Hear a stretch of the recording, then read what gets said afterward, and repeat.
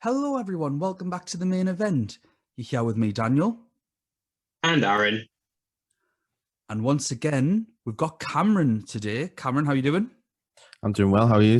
I'm not too bad. Cameron, do you want to give your own podcast a cheeky little plug here? Yeah, it's called The Untold Stories. The most recent episode was with Dan and Nathan, who I'm sure the listeners are very, very accustomed to hearing. It was all about Newcastle United and what's went wrong there. Happy days. Lovely little plug. What are you on Twitter? At Untold Story Pod _. So nice and confusing. We'll try and share something for you, Cameron. And we are, as ever, at UCL Fantasy Pod. So please follow us on there. Also, don't forget to like and subscribe. We are on YouTube. We're on Apple Podcasts, Spotify, Google Podcasts, anywhere you can listen to podcasts. That's where we are. So normally we have a review show and a preview show. But with there being so few teams now, we've decided to roll this into one. And we are going to go through our teams, how they did, where we are in the standings. We're then going to fly through each of the games with regards to what happened as a review, how the teams fared this weekend, any injuries, and then move into what we think is going to happen in the next legs. So first of all, Cameron, as our guest, how did your team do this week? This week I got 63 points. I had Mbappe as captain for the second day. I had Haaland as captain for the first day, but I decided to switch it. And thankfully, that was the right decision.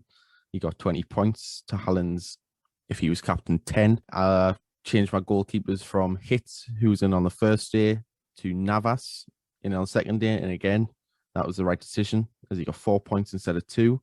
And then I just didn't listen to Dan, and I kept Akanji in ahead of Nicholas Schuler, and that turned out to be a brilliant decision. Very, very good decision. Came off after 40 minutes. So overall, I think I did quite well. I had Foden and Gundogan in there. Salah. I think the only player that disappointed us was Diogo Jota. How are you in the standings, Cameron? So in the main event league, I am 72nd, and then overall, I am 141,748. So it's top quality. It is top quality, Cameron. We need to set up a Patreon just for your advice. Oh, you really should, because people would be biting their hands off to get it. Aaron, how are you doing? Yeah, my team, first of all, I need to apologise because I did what every FPL expert does and change their team after they've given everyone else advice. So after my team went on Twitter, I then did a few more changes, and that I deserve what I got, basically. So I got 60 points. Basically, I brought in Foden as a last-minute change, which worked out good, but it was only like 2 more points more than Gundogan, I think. But I brought in Alonso over Rudiger, which was rubbish. Salah was my captain. I didn't want to change that, but still had Mbappe, thankfully. Other than that, I had Mendy in goal. Everyone else was just kind of 2 or 3 points scorers. So it was all right. In the rankings, I am 8,212. Which I believe is up from last time, but it's still a red arrow on the game because I went up on the first day to like 2,000 and something. And then 159th in England, 50th in the Atalanta Fan League. Still holding strong in the Atalanta Fan League. Anyone that's noticed a change in Aaron's mic today, his laptop's broken, so he's now recording through his phone. So if anyone can notice that, hopefully that'll be fixed shortly. On to me. I had a good week, 72 points.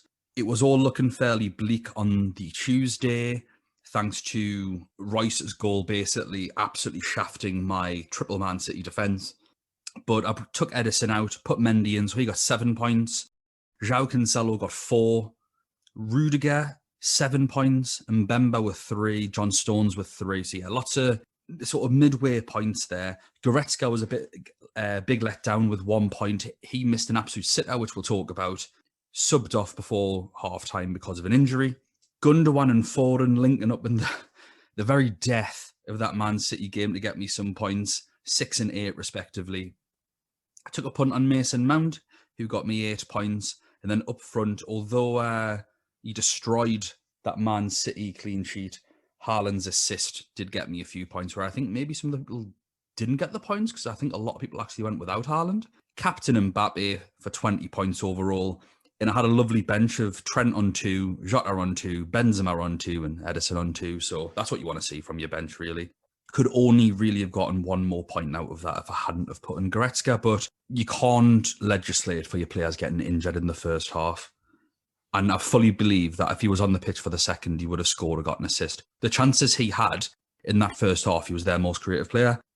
In terms of leagues, I am up on all the leagues. So I'm 25 in our league. K Wolf with the boys is now top of our league. I think he's a late member because, if I'm not mistaken, he's a Canadian who's third in the world at the minute, I think. I've just checked, he's sixth in the world. Sixth in the world, unbelievable. So, I mean, we've got no chance of finishing top of our own league now, thanks to him. But honestly, I'm rooting for him. If someone in our league finishes top of UCL, that'd be unbelievable. So sorry, AC Ahmad Hams, who's been top of the league forever. You've been disposed by someone who was literally just joined. But I know that K Wolf follows us. He listens to our podcast and he engages with us on Twitter. So I'm glad that he's a part of the group now. In terms of overall ranking, I'm up to 7,000. And in England, I'm 134. So 7,042 to be specific. So yeah, the future's looking bright. But let's jump into the games. And we'll then obviously try and go on what we think the second legs are going to look like. First game of the day, we'll start with Real Madrid beating Liverpool 3-1. What did we make of this one, Cameron? This game showed how much Liverpool are missing Virgil van Dijk the most, because Kabak just seemed like he just head loss for most of the game. Nat Phillips looked completely out of place. I think the only players who played decent was Salah. And I think Thiago played quite well from what I saw. Alisson, I think, made a really big error with the Vinicius goal, as he did yesterday in real life. But yeah, I think it was completely deserved for Real Madrid. And as I said on Twitter, which Dan wasn't too happy with, I think Zinedine Zidane's doing wonders with a very I never underrated... said I wasn't happy with this, by the way. You can't change the narrative there, Cameron. You said that he's the best manager in the world, or the best manager of the last decade or something? No. I said he's the best manager in the world for doing what he's doing with this current Real Madrid team. Yeah. Oh, yeah, that was it. You think he's the best manager in the world for having the worst Real Madrid team in a decade or something? And getting this far. I mean, the worst Real Madrid team in a decade may or may not be true. I'm not sure. Like the 2010s, 11s, I don't think was a great time for Madrid either. But he's got arguably the best midfield trio of our lifetime. Fair enough, Iniesta, Xavi, Busquets.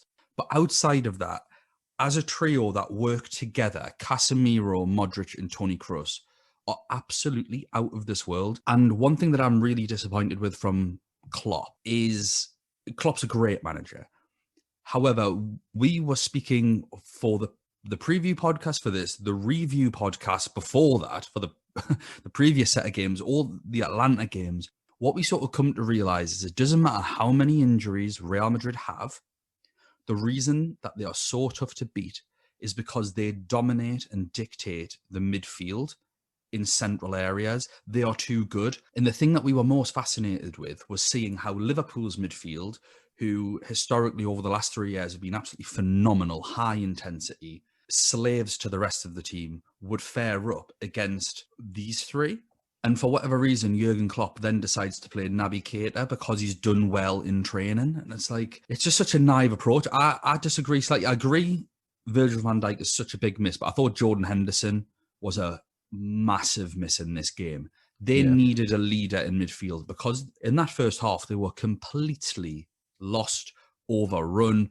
Toni Kroos was in Kroos control. He could do whatever he wanted. Yeah. And I cannot believe how badly Liverpool played, to be honest, in that first half. They couldn't find each other with a pass. I found it interesting that the first defender you went to was Kabak, when I thought Nat Phillips was considerably worse, and Trent Alexander-Arnold was abysmal, absolutely abysmal. He obviously overhyped from the game against Arsenal where he gets his assist and, you know, that's it. He's the best right back in the world again. Fair enough. His goal this weekend was absolutely brilliant. And I thought overall he actually had a really good game against Aston Villa. But Aston Villa is playing up against Trezeguet. Here he's playing against Vinicius Jr. And Vinicius Jr. isn't exactly formidable. I think he doubled his Champions League goals tally in this game. That's all stat. That was like, this is the first time in his career that he scored more than a goal in a game. His first brace in a game. No idea if that's true or not. If it's true, it's true. But they were rampant. Aaron, what did you make of this game? Yeah, I agree with what you were saying about Alexander-Arnold. I think a lot of it was caught up in especially with us being in England, like it's caught up in the whole fact that he was withdrawn from the national team. And there's a kind of other people at right back who are playing well enough to replace Alexander-Arnold. My opinion is that he's still the best right back in England, but in current form with Liverpool, it's just other teams are playing better. I think a lot of it is because we also don't watch La Liga week in, week out. But I heard in the build-up to El Clasico that they've only lost twice in 20 games, now 21 games with the El Clasico win. So like they're playing really well. And like what you were saying, it's the midfield three. They are just they're so good in terms of quality. I don't buy the Klopp excuse that because it was a training ground, Liverpool weren't able to get their intensity up because it didn't seem like a proper pitch. That is just an excuse. Him being a manager trying to defend his players after that to get the spirits up next week. I don't buy it. Yes, it is a hard ground to play at, but Real Madrid are just a hard team to beat in general at this current moment in time. I was quite disappointed with the fact that Kate has played. It's just kind of them things where you make loads like changes to the system in the Champions League, and that often lets people down. Yeah. But I feel like Curtis Jones would have been better. Like I'm quite disappointed he didn't. Like if Thiago was to be dropped, I think Curtis Jones would have been better. Well, when Thiago came on, he had a really bad first half as well. The first thing he did was scoop the ball straight to a Real Madrid presser. Basically, he wasn't very good in the first half. I think obviously Klopp got into them. The second half was a much more even game. It was chalk and cheese the first half to the second half. First half was men against boys. Let's talk about the goals. The first one, Nat Phillips deciding not to adopt any sort of defensive awareness whatsoever. And it was something that I was mentioning on Twitter in one of the private groups that I'm in, that I thought it was his fault, and some people disagreed. And then gratefully, for once, one of the commentators agreed, and it was a simple case of Toni Kroos looks up, you can see what he's going to do by his face. You can see from the angle that he's going to try and play it over your shoulder, and for whatever reason, Nat Phillips just doesn't decide to drop 5 or 10 yards. We've talked about how dominant he is in the air. The only way he can get beaten over the top is if he's on the halfway line, he gets beaten for pace, which wasn't the case, or if he's positionally in the wrong place, and that's exactly where he was. He didn't sense the danger. Some people tried to blame Trent for the first goal. I disagree. I don't think it's really his job so much. I think it's a Nat Phillips error. And then, fair play, the rest of the goal is extreme quality. The pass from Kroos is unbelievable. But if you give a player of his talent, I think it was 6 or 7 seconds to do that, then he's going to punish you. But the touch, the run, the finish, I thought everything was absolutely excellent. The second goal, what was your impressions of the second goal? Trent salmon header. Yeah, I was kind of confused on what he was trying to do. And it was a perfect layup into the path, wasn't it, to get to a shot on goal. Asensio, he's always been one of them players where he seems to be in the right place. He's had quite a long-term injury, so it's good to see him back in the team. He seems like a bright talent for the future, but he always just seems to be in the right place at the right time. It was good anticipation. I think it just backed up people's arguments about how Trent shouldn't be in the England team with how calamitous it was defensively. And then obviously, Asensio just reads the game really well, and right place, right time. Tap it in. We saw it in the Villa-Liverpool game where Traore tries to smash one across the floor straight into danger. For me, it is the most basic of errors to clear a ball into, within the width of your own posts. I just think it's absolutely criminal. You could header that ball anywhere. You don't even need to header it. The problem is I think Trent also doesn't trust himself in a one-on-one, because he could have let the ball run and then have a one-on-one where he could be in control, but he got mugged off all game. The first 16 minutes, it was like FIFA defending Do you know where you're trying to sprint and you can't jockey in time? And he just runs one way and the midfielder just turns around and Trent's off the pitch. I disagree with the fact that he's the best right back because his final ball is absolutely brilliant. I think he's good in the press. I don't think he's like amazing, but obviously he's got the legs to recover. But he's 1v1 defending, he's positioning. It's hard to say his position because Klopp wants him so far up the pitch that he's not the Flash, he's not superhuman. So if he gets caught out, you need people to cover for him. But when he is placed in a 1v1 defensive position, I always fancy the forward. And that is just something that you can't accept from a right back. He needs to move positions if that's the case. In terms of England, I think he's more comfortable in a 5. Yeah, I'd agree. Or I not necessarily a 5. I just think he needs the right pivot to drop in there, as Jordan Henderson would do, to re-establish that back four. That's all that needs to happen. But England don't play that way. We don't play super press. So Trent isn't the optimal right back. People got this thing that really annoys me, where all they want is the best 11 players to play. And it's exactly the same nonsense that we had with the Gerrard, Scholes, Lampard situation, where, right, we're playing a 4-4-2, not a central 3. So let's put Scholes on the left or Gerrard on the right. We'll shoehorn everyone in. Instead of playing the best players for a system, Trent is not the best right back for the system that England play.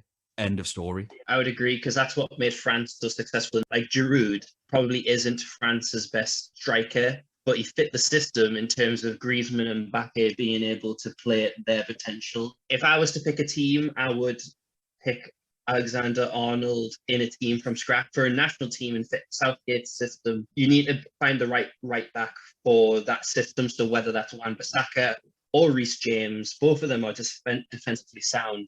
Yeah, I agree with what you're saying, Dan. It needs to fit the system more than just trying to shoehorn everyone in like people do with like their team of the week and stuff like that. Quickly, we'll talk about Liverpool's goal. Liverpool played much better in the second half, came out on the front foot. It was a little bit end-to-end for a while. Salah, I mean, and I know you said he was good, but I didn't think he was very good at all. And in that first half, I was so grateful I didn't have him. But he ends up putting the ball in the net, much to my own lament. And for whatever reason, Jota didn't get the assist for it, which really annoyed me. He did come on. Yeah, he's on 2 points. So yeah, he didn't get the assist, which I think is very harsh. Very, very harsh. So Salah owners rejoice. Although I think a lot of people that captain Salah then didn't move to Mbappe like they might have done. But even if you didn't, it's only 3 points lost. Nail in the coffin was actually some very, very good defending by Trent Alexander-Arnold. Credit where credit's due. They get ambushed on that counter-attack. I don't know how they were left in that situation where they were in a 3 against 2,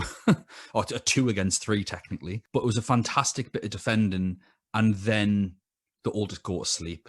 Fast asleep. Let Luka Modric have all the space he wants in that hole, in between the lines. He lays it off, and it's a fairly simple finish for a Real Madrid forward for that third goal for them. Last thing before we move on is the Mane foul. Was it a foul for you, yes or no, Cameron? Yes. Aaron? Yeah, it's quite 50-50, but I would probably say, yeah. I think it's one of the most obvious fouls I've ever seen. I've got no idea how VAR didn't rule against it. He's not looked at the ball. He's ran into the back of Mane with his elbow, and I thought it was an absolute howler from the referee. I don't think the goal should have stood. I think the play should have been brought back. There was an argument for red card. I don't think it's a red card because Mane may not touch the ball. He's not in control. It's definitely not a goal scoring opportunity because literally anything could happen. We've seen a ball get played over like that when he had a goal disallowed against Man United, and it took his arm to control it. So there is no way that it's a red card. I think it's a yellow card at most. 100% a foul, and it should never, ever have been a second goal for Real Madrid. That being said, Real Madrid, well worth the win. And going into this next leg, Real Madrid beat Barcelona in the El Clasico. Liverpool beat Aston Villa 2-1 in the Premier League. So at least they both got a win. A couple of injuries to talk about is that, well, one in particular is Lucas Vazquez came off with a knock, and the players that were injured for the first leg are still injured for the second. Varane's very, very unlikely. He may come back, but it is unlikely. Ramos is obviously still out, but I just don't think that matters. Casemiro got sent off at the end. It means nothing because he's only suspended for La Liga, Liverpool. Did any of you watch the Liverpool-Aston Villa game? And no, I watched Sunderland instead. I bet that was good. I didn't see it. Well, I watched the game and it was some of the worst quality I've seen from any team. And that's not just Liverpool, but Aston Villa as well. I thought it was an absolute horror show of a match. Players could not find each other from 5 yards out. I genuinely think that they were all drunk. I've got no idea what was happening. The most basic of passes were going out of play. I'll tell you what it was actually like. It was like when you play a 7-a-side and you're used to playing 5-a-side and you kind of forget that there's lines and you're used to overhitting everything. And you spend the first 20 minutes getting used to just running to collect the ball. That's what it was like. It was so bad. And I think it was epitomised by Jamie Carragher borderline having an orgasm in the first half because Roberto Firmino brought a ball down in the centre of the pitch. It was like a high ball. It was a lovely touch.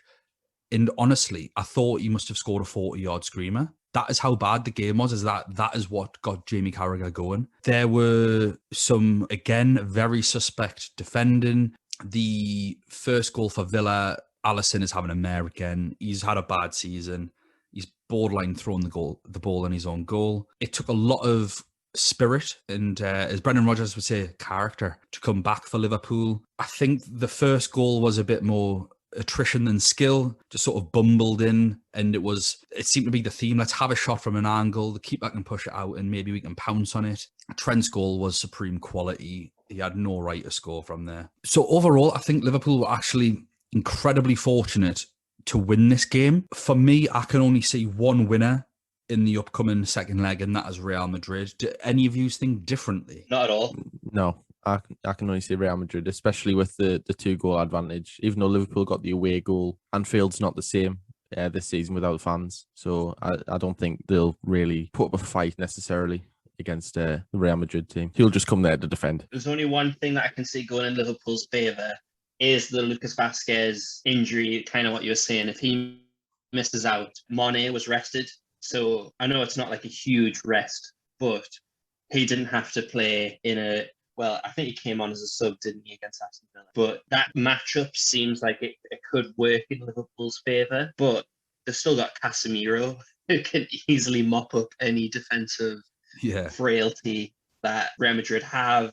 He's just absolutely solid. So Liverpool may pull off a win, but I don't think it's enough for them to advance. And so I know we might touch on it later, but I'm looking for my 3 transfers to transfer out some of these Liverpool players to people who play on the first day. I totally agree. Trent is on the chopping block for me, and maybe even Diogo Jota. I'm not fully sure yet because of the Goretzka situation, so we'll keep an eye out on that. But I think Real Madrid midfielders should be where we're looking. I think Casemiro, for his price at 6.3, is absolutely phenomenal when he got 6 points. He got 13 ball recoveries against Liverpool. So he's probably going to be the first player that I'm thinking about here.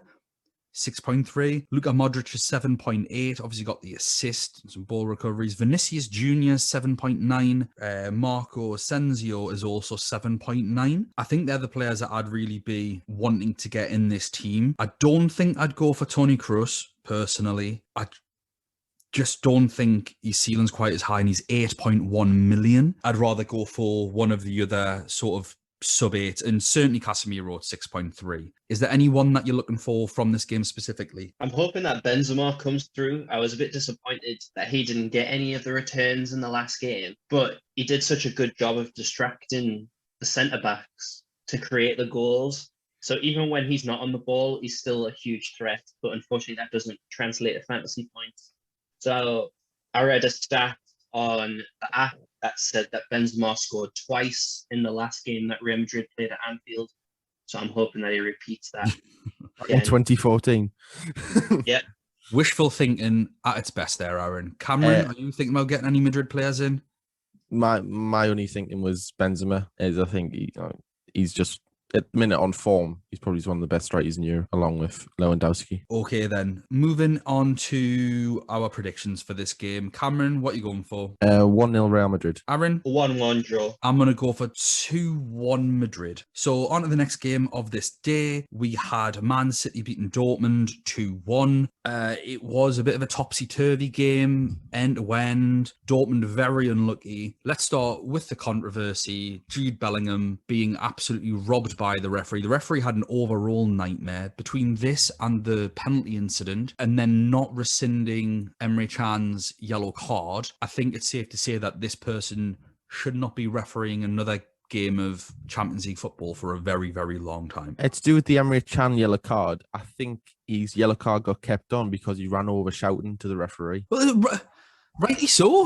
Oh yeah, rightly so, because there was no way that there was any need for VAR or anything like that with that, because Rodri put his head down to the ball. Like, the ball was at knee height and he put his head down and then complaining for a high foot. But crazy. Yeah, but I think that was the reason the yellow card got kept on. It was definitely a goal. Yeah, undoubtedly. I'm obviously happy because I had the that Man City triple up, but watching it, he was absolutely robbed. I also think, again, young English player playing in central midfield, I'd rather have him playing centre mid than Calvin Phillips for England. I think he was absolutely phenomenal in this game. He was so good. I agree with you. I think you can tell on the Bellingham incident how late Edison goes down that he was second to the ball. Edison's so frustrating. Why do a kick up?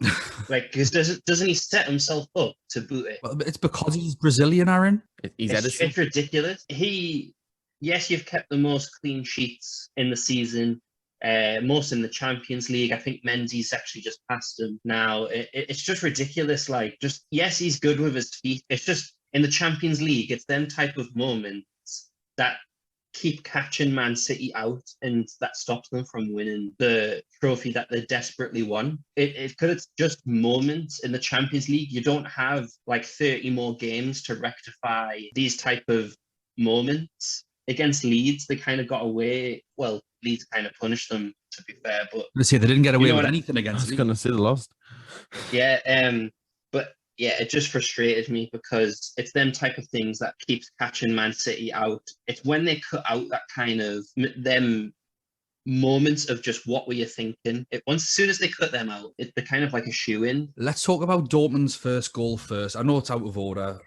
For anyone that didn't see it, Man City scored first. Then Dortmund got a late equaliser and Man City stole it at the death. But I do just want to talk about their first goal just because Bellingham was involved and his round the corner ball into Haaland was absolutely brilliant. And then Haaland's pass into Royce was fantastic. And Royce took that goal so well. A little bit fortunate. Edison got a touch to it, but it went the right side of the post from Royce's point of view. Does that sort of play, and also Haaland absolutely bullying Ruben Diaz to get in on that one-on-one and a few of the other chances, the goal. Are we concerned about Man City's clean sheet potential for this next game? No. You're not?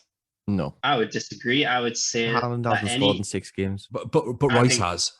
But Dortmund scored 3 yesterday. So for anyone that didn't know, Dortmund won 3-2 at the weekend. They scored against Man City. I'm not saying whether Haaland's going to score, but you don't think that Dortmund are capable of scoring against Man City when Leeds, 10 men of Leeds scored 2 against Man City, and Dortmund scored in the previous game against Man City. I think, but if you look at how good Man City's been this season defensively, then forget the Leeds game because Man City were camped on the edge of the box. They're always susceptible to the counter-attack. They've been so defensively sound that I think maybe it'll be Laporte and Stones, not the other Stones. Yeah, disagree. You think Diaz is going to get dropped? Yeah. What are you talking about, Cameron? No, because I think Laporte against Haaland will be much better. Why?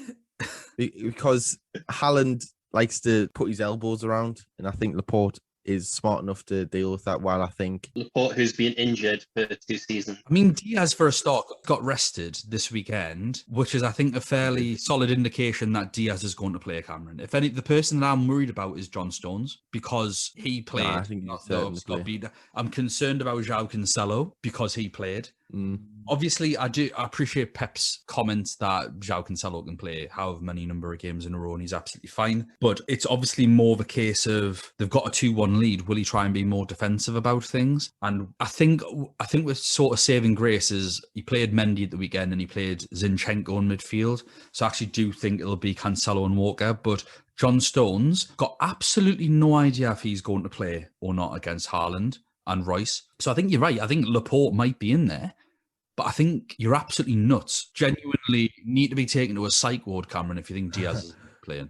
They might go to a 3. Well, they might do, but then Diaz is still playing. Yeah, but they might go to a 3 to deal with, obviously, Dortmund's front 3. So they drop Cancelo and put Walker on the right, because Walker will be playing at right back. Yeah. Well, no, I think Cancelo will play left back. So then they won't go to a I think- 3. No, they'll go the 3 centre-backs. But Pep wouldn't do... If Pep's going to go to 3 centre-backs, so what, you think he's going to go for a... 3-4-3. You think he's going to go to a 3-4-3? Yeah. When was the last time... I couldn't disagree more. No, I I think... You're just making things up, Cameron. I'm not, because I can see they're winning 2-1. So defensively, they need. So they need defensively, they're going to take away their player that screens the defense. So they're going to take away. By the way, I mean Rodri had a shocker anyway. Rodri was one of Man City's worst players in that game. But I can't see Pep taking away the player that screens the defense to play a central 2. To then have 2 wing backs when they're winning, to then have 2 wingers in front and 1 forward. Like, that's not happening. If he's going to play Laporte, Stones and Diaz, then he'll play it in the same way I think that he did against Brighton the first time they played Brighton. I don't know how many times they played Brighton, but I think it was Brighton. Might have been Fulham. I cannot remember. Whatever game it was, in Cancelo was essentially playing as a right winger, in Laporte as the left back tucked round, and they created a back 3 when Cancelo got forward. That is possible, but I don't think it is, because I don't think he's going to drop Kyle Walker, and they don't play that system when Kyle Walker's the right back. They play that system when Cancelo's the right back. So anyway, I think we're getting bogged down. Just to answer your original question, Dan, talking about the clean sheet potential, we said that this is literally a copy and paste from what we were talking about with Sevilla. Sevilla had a lot of clean sheets leading up to the match with Dortmund, but Dortmund's attacking potential absolutely shone through. And technically, Dortmund should have had 2 goals in this game, but they were lucky to only have 1. So Dortmund have to come out and attack this next game in order for the away goal to... You're looking at Dortmund having to score 2 goals in this game, because can they keep a clean sheet against Man City? Probably not. So they're looking to score 2, maybe 3 goals in this game. So they're going to be so attacking. And in terms of Man City, they're going to have to use that possession-based football to their absolute maximum capacity, because the best way for them to keep the ball out is for them to keep the ball. I totally agree. Yeah, so I think that they're going to get possession-based people. I think Rodri will play. I think Ruben Diaz will still play. Cancelo is a risk. They could play Zinchenko because he's comfortable on the ball, but he's comfortable at passing the ball backwards. Yeah. I can't remember the last time I saw Zinchenko pass the ball forwards. Exactly. But I think that's what they need to do, though, against Dortmund.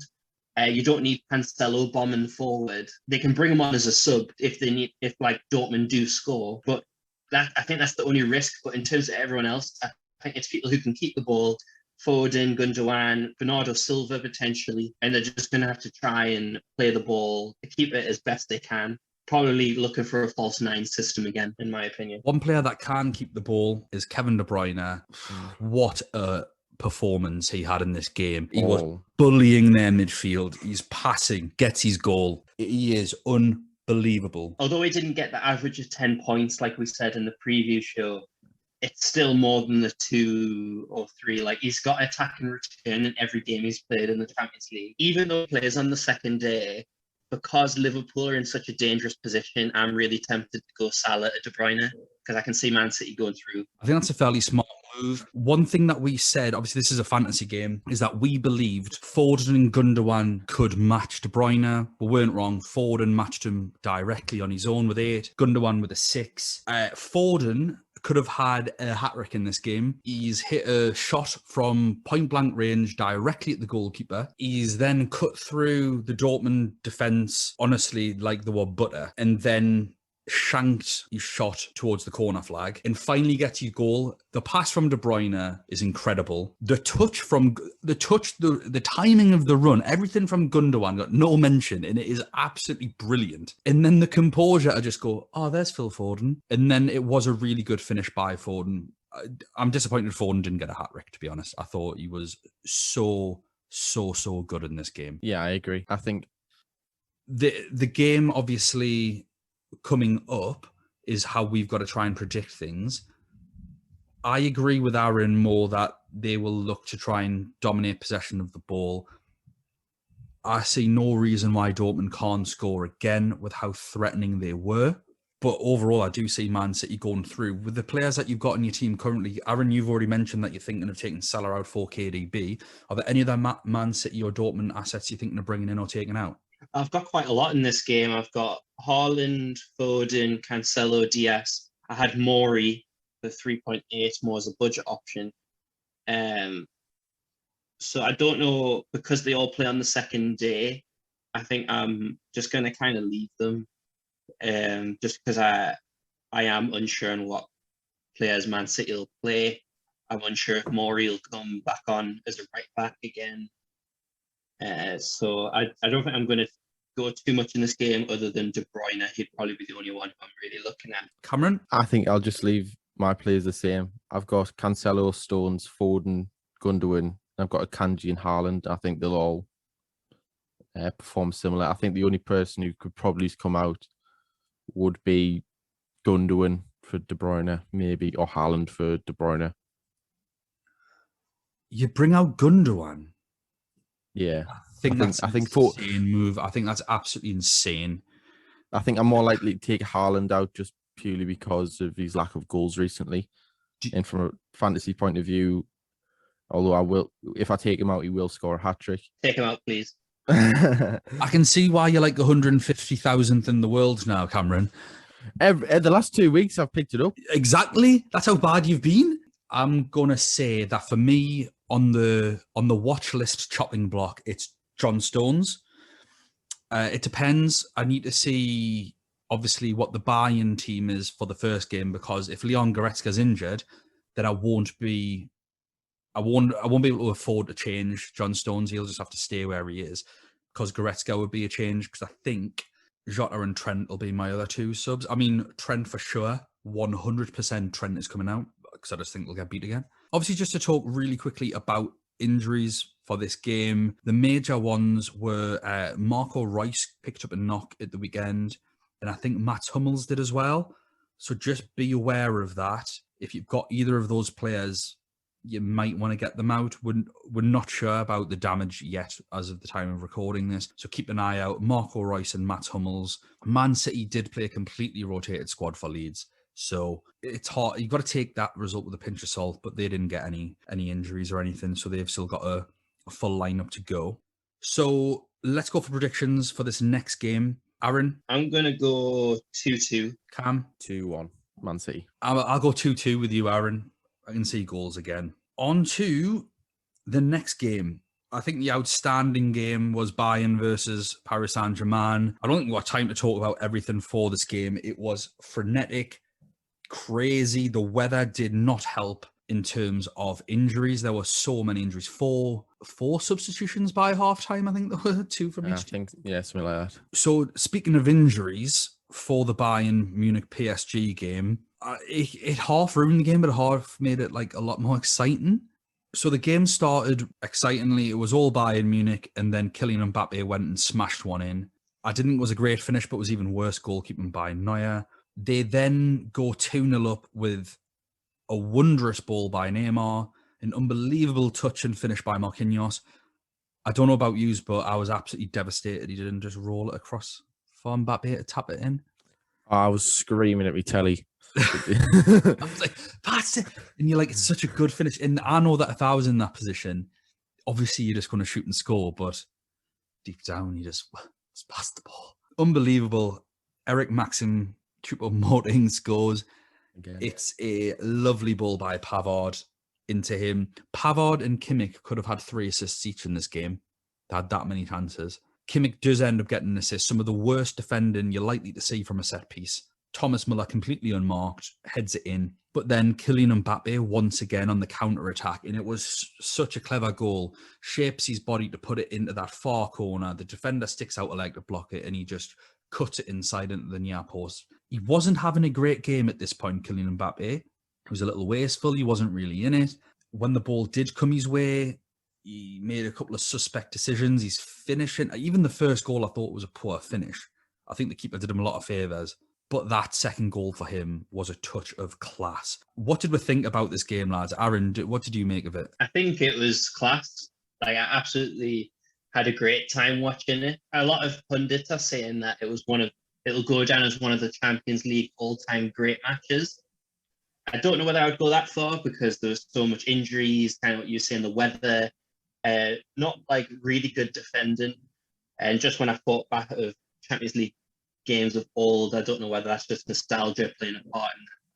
But overall, a very enjoyable game, especially as a neutral. I think I would have torn my hair out if I was a PSG or Bayern Munich fan. I think PSG were lucky in a way because in the first half, they could not string two passes together without giving the ball back to Bayern Munich. The amount of chances that Bayern Munich missed, or Keylor Navas, who I thought was unbelievable in goal. I think Bayern Munich would be kicking themselves. I mean, you mentioned earlier on the Goretzka sitter. I don't know how you can possibly miss from there, but then PSG's front three just showed up and turned it on. Neymar proving that he still got a little bit of about him.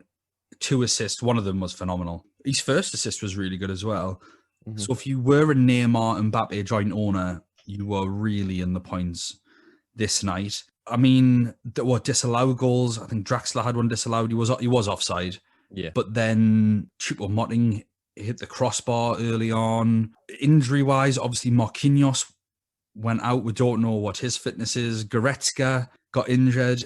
He's a slight doubt for this game coming up, so we're not sure yet. Schüller, he's actually out. It's confirmed that he's going to be out unless we've been lied to again.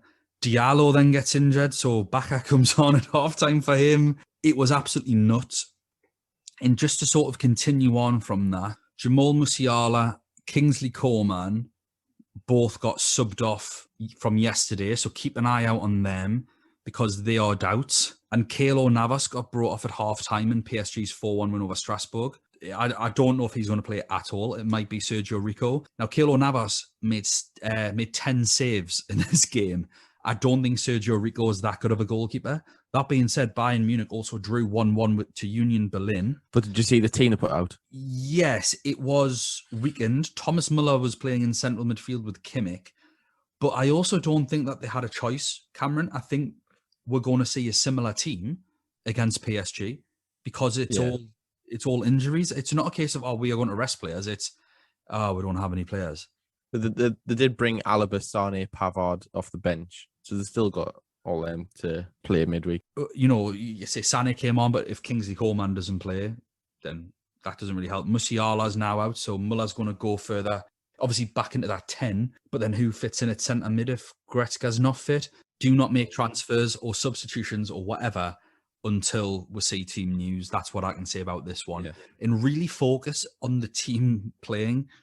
If Sergio Rico's in goal, that massively increases Bayern Munich's chance of scoring, regardless of what team Bayern Munich put out. But that being said, if Bayern Munich have got Kingsley Coman missing, who was one of their best players, Goretzka in the first half was one of their best players, no backup in Musiala, who is a good player, but it's just a body. Still no Lewandowski, Schüller out, Boateng's not the same as what used to be. Can they overturn, obviously, a 1-goal deficit, but with 3 away goals going against them? Again, it's just going to be such a fascinating night, and I'm glad that this is on the first day because it's going to solve a lot of headaches for me personally. I think the one area that PSG will look to exploit is if Javi Martinez plays against Mbappe, because he will not have a chance. It'll be worse than Sula. Well, Sula's quite quick. He looks slow, but he's not. He's quick. The problem is Mbappe is just one of the fastest footballers on the planet. Yeah. And if Javi Martinez is against him, he'll be coming off injured. I think he'll have to come off. Looking at Paris players, I still think Mbappe is the best choice at 11.1. Neymar is more expensive at 11.6. But if you've got them both, stick. Keep an eye out, like I say, on Marquinhos, Navas. If either one of them is injured, then I think I'd bail on any PSG defenders that I did have. Ultimately, what we want to be trying to do is target teams that we think are going to go through. I'm quite happy in the knowledge that at the minute I've got one PSG and one Bayern because I've got no idea who's going to go through, which is why I want more Real Madrid players because I think Real Madrid, out of all the teams, are probably the favourites to go through to the next round. And if they play Chelsea or Porto, I think they'll win that game as well, to be honest. So I want Real Madrid players. And that's why I don't really want to be bringing in Bayern or PSG players. I've got no idea who's going to go through. I think the game is so tightly poised. And there aren't really any more bargains. Goretzka at 7.8 is terrific. You could go Kimmich, back to Kimmich. Obviously, he's about 6.5 and he got an assist and he could have had so many more. Pavard could have had a lot of assists, so maybe that is something worth looking at because he is cheaper. Kimmich is 6.6. Pavard is 4.9. If Goretzka isn't fit, I think David Alaba could move into central midfield. And what we'll see is an Alaba Kimmich double pivot with Theo Hernandez, and it can be Boateng as the other centre back there. And then we'll have Davies at left back and Pavard at right back. So Alaba might be a good shout in centre midfield if you are looking to go super punty. Someone like you, Cameron, that is looking to really gain ranks, that could be a little shout because I don't think Alaba's anywhere near as expensive. He's 5.5. And if he does start in centre midfield, it's obviously we're going to see the team news. If you see Alaba starting in centre midfield and he's a 5.5 million defender, I think why not go for him? He had a shot from inside the box against PSG, hit it over. He's on free kicks in terms of direct free kicks towards goal. Him and Kimmich, hit the post, depending on what side. Didn't he hit the post? From the edge of the box, it went through like 3 PSG legs and clipped the outside the post. Oh no, it just went wide. It was actually a really bad finish, as it happens. But you had another effort as well, which was a good shot. Goalkeeper just made a solid save from it. But yeah, he did have that effort from inside the box that went wide of the goal. But if people are looking for puns, Aaron, what do you think the score is going to be? This is the toughest one. I think that it's going to be another high-scoring game, especially with all the injuries. I'm going to go.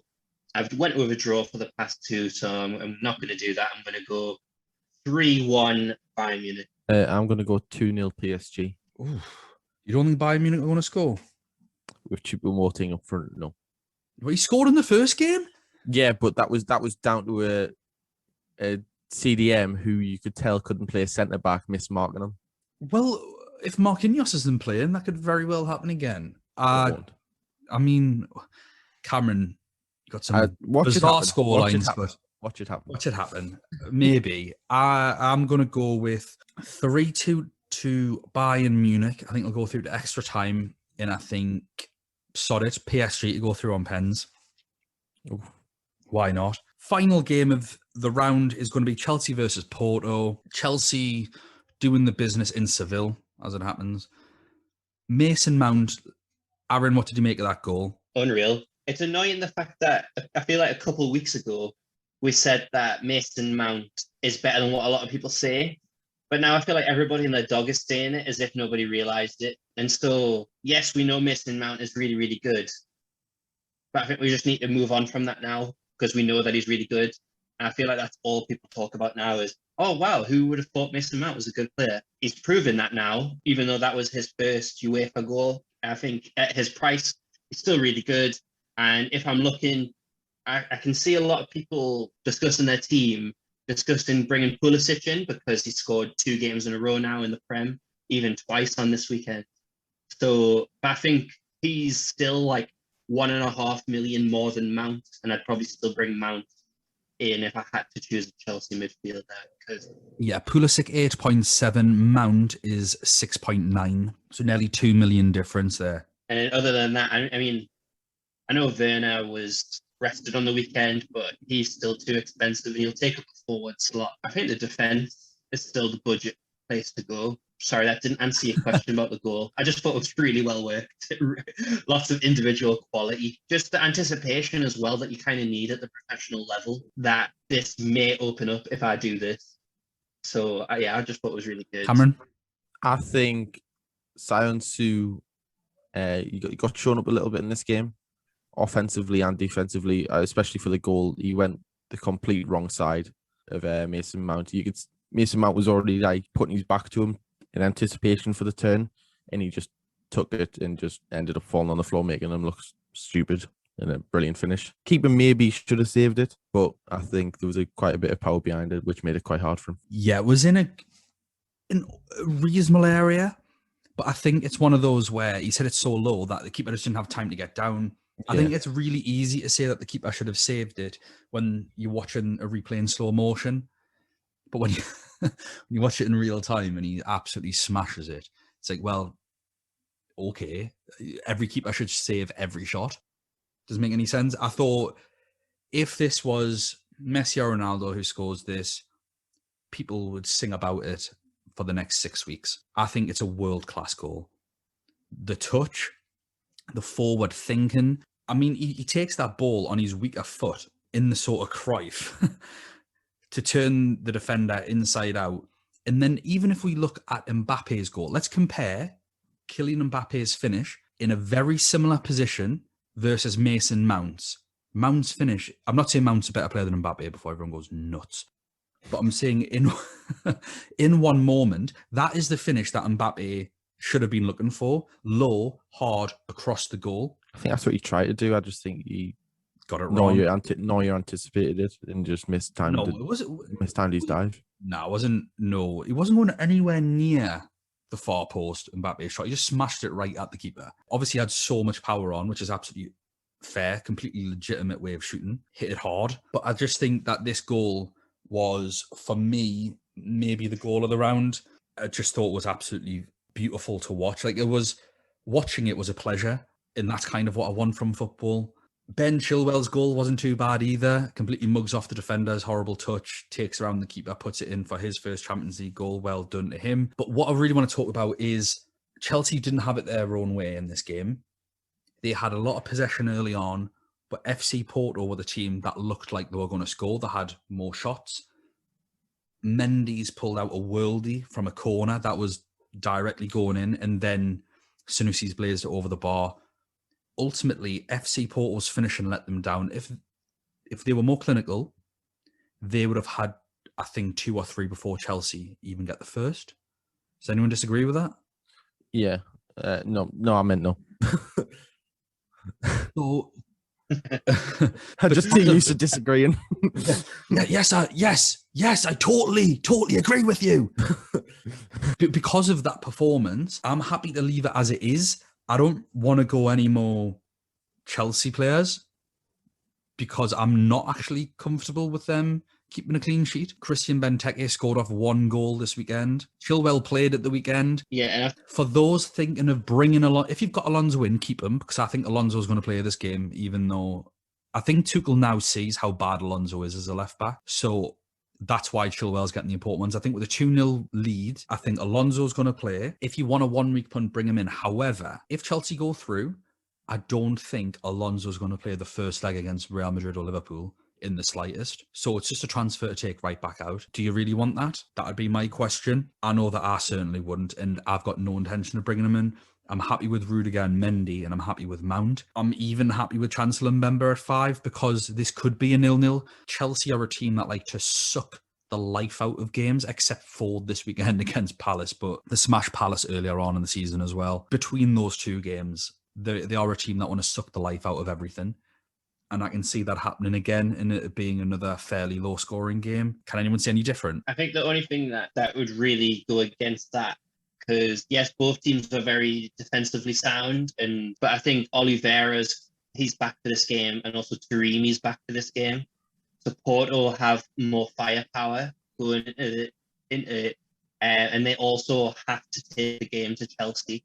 So I suspect lots of ball recoveries from the Chelsea defense. I hope so anyways, but I don't see any clean sheets. I think moving forward, you should treat a clean sheet as kind of a surprise because any team can score moving forward at this point in the competition. So I'm not going to pile into Chelsea.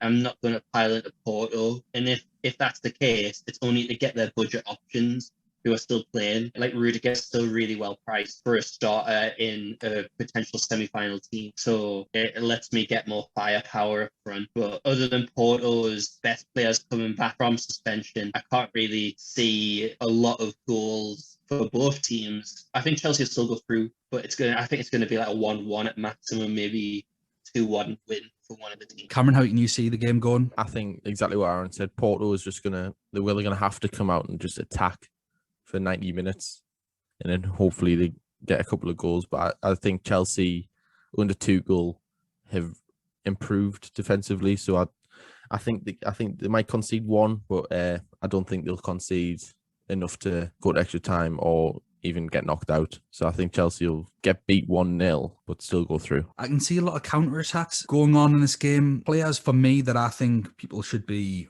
looking out for. I agree with the Christian Pulisic shout at 8.7 because I think Chelsea are going to play on the counter-attack. Although, again, Aaron, I'm in agreement with you that Mason Mount at 6.9 is arguably better. Obviously, Christensen was missing at the weekend with a knock, so we don't know whether he's going to be fit for this Porto game. Thiago Silva, I think, will probably be playing in the centre, but at 5.1, I'd rather have Rudiger. Reece James, I think, will probably play at 4.9. Or are you going to say something there? I was just going to say, do you think Giroud might play against Porto in the second leg? And then they might move Havertz back to like a more natural position for him? Well, I actually think the position he's playing is natural to him. I think he is a false 9 forward. I think that's how he scored a lot of his goals at Leverkusen. I think he should play Giroud. However, it's not a gamble I'm prepared to take, personally. I think Reece James will probably come in back at right back after being rested at the weekend. And then one of the stars, I think, is going to be N'Golo Kante. Providing he plays, we will have the team sheet, but a 5.5 million playing against a team that need goals, I think would be a really good pick. Aaron, you've named the Porto players that you should consider. Taremi because of his price, but I think he's not been in great form in the league anymore, and I think his suspension in this competition, I'd avoid. I'd rather have other forwards. I'd rather bulk it up front. But Oliveira is always capable of getting a pen or a goal or whatever else. He's a real top quality player. That's the only Porto player I'd consider bringing in. I've got Chancellor Mbemba. I don't really see any need to get rid of him. I think that's fair coverage. Chelsea winning 2-0, have 3 Chelsea players and 1 Porto player. I think that's absolutely fine going into the next round. And the problem is, if you did bring in loads of people from this match, you're going to have to transfer at least some of them back out again. So like you said, Dan, you've got 3 of 1. And if you brought in Oliveira, 2 of your 5 transfers now would be getting these out. And all of these are budget options, which is going to mean that they're harder to replace in the next round. So without a wild card, I'm going to try and stay away from it as best. I think the only player I'm going to look to bring in, and it's all depending on if Navas is out, and that might be Mendy, because I think he has the best chance out in the entire round of getting a clean sheet. That's only if Navas is confirmed to be out. So Cameron, you've already given your prediction on that game, 1-0. Aaron, did you give a prediction on the score? Just general, but I think Chelsea will win 2-1. I'm going to go with 1-1. I think that'll be the final score, 1-1. Chelsea to go through. Final tips, really, just for this game week before we wrap this up. 1 week punts are not good in this game because of the amount of transfers you're allowed for the next round. You will find yourself in a final where you can't field 11 players like you had last year, Aaron. That is why I wouldn't consider Alonso. Alonso will play. I think Alonso will play, but I don't think he's going to play the next game. So why bring him in on a 1 week punt to risk getting a few points and then not having anyone else play later? So think about players that you're bringing in. Are they staples in their team? Are they going to qualify? And are they going to play in the next round? That's kind of what's really important now. Try and see this as a long game, not just 1 week at a time. Otherwise, I think people will find themselves left vastly short. If you can sort of work out mathematically where you'll be depending on each result, that'll help. But ultimately, try and go with, now that we have the first leg played, players from a team that are going to go through. Even if we think, for example, Oliveira could score against Chelsea, if you think Chelsea are going to go through, don't pick them. Think like putting it in an FEL format. If you imagine it, this is a game right before blank game week. For some of these teams, you wouldn't bring in 1 week punt unless you were going to free hit or limitless the week after for a blank game week. And so putting it in that way, I feel like a lot of people, it's something a bit more that they can relate to, because the tournament style fantasy is quite difficult to maneuver in the knockout round, especially over 2 legs. So thanks for listening, everyone. That was our review and preview meshed into one. Just literally, it would be a case of the review show would probably be an hour and the preview would be 15 minutes, I think. So let's put it all together as one. We'll probably do that for the rest of the season. And then from next year, again, we'll be doing separate preview and reviews as we'll have less time. Please don't forget to follow us on Twitter at UCL Fantasy Pod. Don't forget to follow Cameron's Twitter. Go on, Cameron. What was your Twitter again for Untold Stories? At Untold Story Pod _. Lovely. Best of luck to everyone for the game week coming up. Hopefully lots of green arrows all round, except for everyone that's just around me. Red arrows for yous a lot. And around me. Yeah, Cameron. They're Me, all dead teams around you. It's all the bots that are around you. It's Cameron, though, still a game. thanks for coming on. Thanks for being controversial as ever with some of your opinions. More than welcome. Aaron, thanks as always. And we will see you all next time for another review preview show. Bye now.